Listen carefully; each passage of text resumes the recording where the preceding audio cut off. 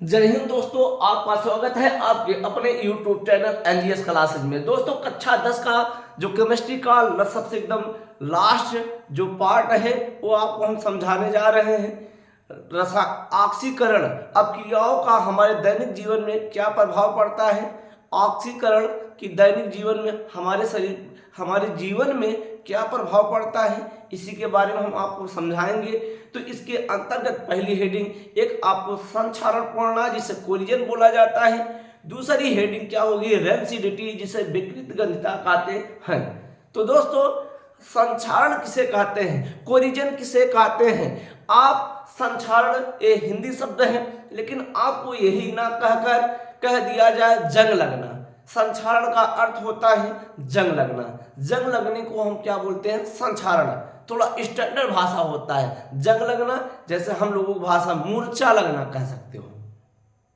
यानी ये मूर्छा कहाँ से लगता है, यानी ये जंग कैसे लगता है, ये किसके कारण लगता है दोस्त, ये ऑक्सीडेशन के कारण होता है। अगर किसी चीज में ऑक्सीजन जुड़ेगा, यानी जो वायुमंडल में ऑक्सीजन गैस है, हवा में ऑक्सीजन गैस है दोस्तों, उसके कारण क्या होता है, ये धीरे धीरे अपक्रिया करके और ये नष्ट कर देता है। ये ध्यान रखिएगा। तो उसी के लिए लिखा है कोलिजन, यानी वह अपक्रिया जिसमें धातु, क्या लिखा है, वह अपक्रिया जिसमें धातु वायु की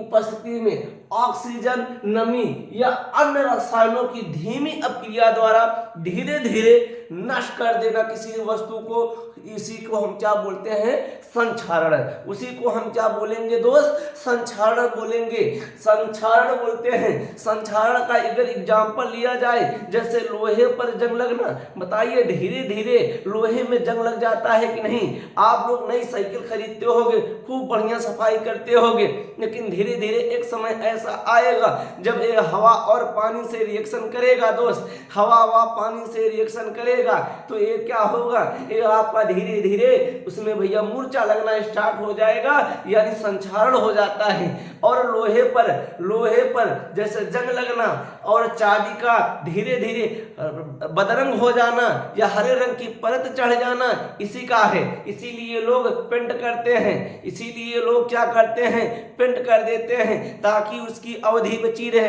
अधिक टाइम तक चले। आ जाइए दोस्तों। और विकृत गंधिता किसे कहते हैं, विकृत गंधिता किसे कहते हैं, रेमसिडिटी किसे कहते हैं। वह देखिए खाद्य पदार्थों में उपस्थित, क्या दोस्तों, खाद्य पदार्थों में उपस्थित है, क्या उसमें खाद्य पदार्थों में उपस्थित क्या होगा, तेल एवं वसा होता है। खाद्य पदार्थों में उपस्थित में क्या होगा, तेल व वसा। तेल व वसा के मंद ऑक्सीकरण, तेल व वसा के मंद ऑक्सीकरण के कारण क्या होता है, स्वाद तथा इनका ठीक है रूपरेखा बदल जाना, ठीक है, उनमें गंध उत्पन्न हो जाता है। उसी को हम क्या बोलते हैं, विकृत गंधिता। नाम में लिखे विकृत मतलब आकार रूप, अब गंधिता का मतलब गंध, ठीक है। इनमें सारे में सारे क्या होगा, चेंजिंग आ जाएगा, परिवर्तन हो जाएगा। वही कहा है खाद्य पदार्थों में उपस्थित तेल एवं वसा में मंद अपक्रिया द्वारा, ठीक है, इनके रूप का बदल जाना तथा खाद्य पदार्थों में गंध उत्पन्न हो जाता है। गंध, उसी को हम क्या बोलते हैं, विकृत गंधिता।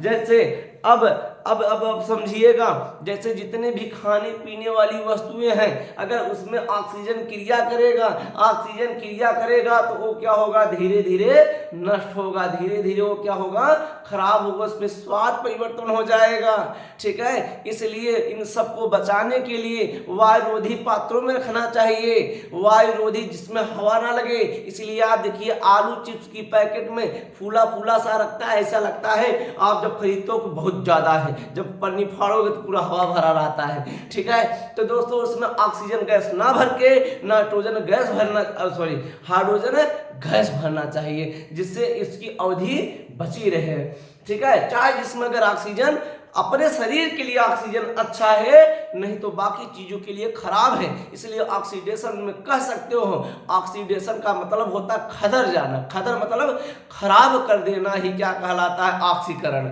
ठीक है, चाहे जिसमें अगर ऑक्सीजन क्रिया करेगा वो आपके सामानों को खराब कर देगा।